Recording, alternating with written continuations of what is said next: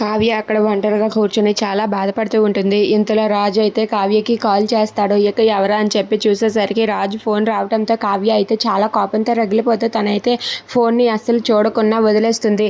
అది చూసి అక్కడ ఉన్న రాజు అయితే ఒక్కసారిగా షాక్ అయిపోతాడు. ఏంటి నేను ఎన్నిసార్లు ట్రై చేస్తున్నా సరే ఫోన్ లిఫ్ట్ చేయటం లేదేంటి, ఏమైంది అని చెప్పి అక్కడ ఉన్న రాజు అయితే అనుకుంటూ ఉంటాడు. ఇక కావ్య అయితే ఫోన్ రింగ్ అవుతూ ఉన్నా సరే అక్కడ మౌనంగా కూర్చొని ఉంటుంది. ఇంతలో అక్కడికి అపర్ణ వస్తుంది. అపర్ణ వచ్చి ఏంటే ఫోన్ రింగ్ అవుతున్నా సరే లిఫ్ట్ చేయకుండా అలా పక్కన పెట్టేసావు, రాజు ఫోన్ చేస్తున్నాడు కదా చూడు అని చెప్పి అంటూ ఉంటుంది.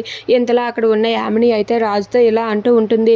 బావా, నిన్నటి వరకు నీతో క్లోజ్గా మూవ్ అయిన ఆ కళావతి ఇక మీద నీ దగ్గరికి రాదు బావా, నీతో పాటు కలిసి ఉండదు.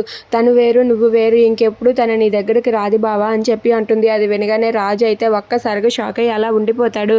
ఇక యామిని మాటలు విని అది నిజమేనా అని చెప్పి అనుకుంటూ ఉంటాడు. ఇంతలో అక్కడ ఉన్న అపర్ణ ఆ ఫోన్ చూసి రాజు ఫోన్ చేస్తే ఎందుకు లిఫ్ట్ చేయటం లేదని చెప్పి కావ్యను నిలదీసి అడుగుతూ ఉంటుంది. దాంతో కావ్య అయితే లేదత్తయ్య, నేను ఆ ఫోన్ లిఫ్ట్ చేయను, మాట్లాడను, అతనితో నేను మాట్లాడే అవసరం నాకు లేదు, నేనైతే అస్సలు మాట్లాడనని చెప్పి కావ్య చాలా బాధపడుతూ ఏడుస్తూ ఉంటుంది.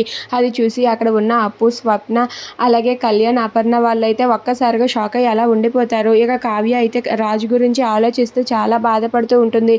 ఇక రాజు అయితే అక్కడ కళావతి గురించి ఆలోచిస్తూ ఉంటాడు. If you like this video, please like, share and subscribe friends. Thanks for watching.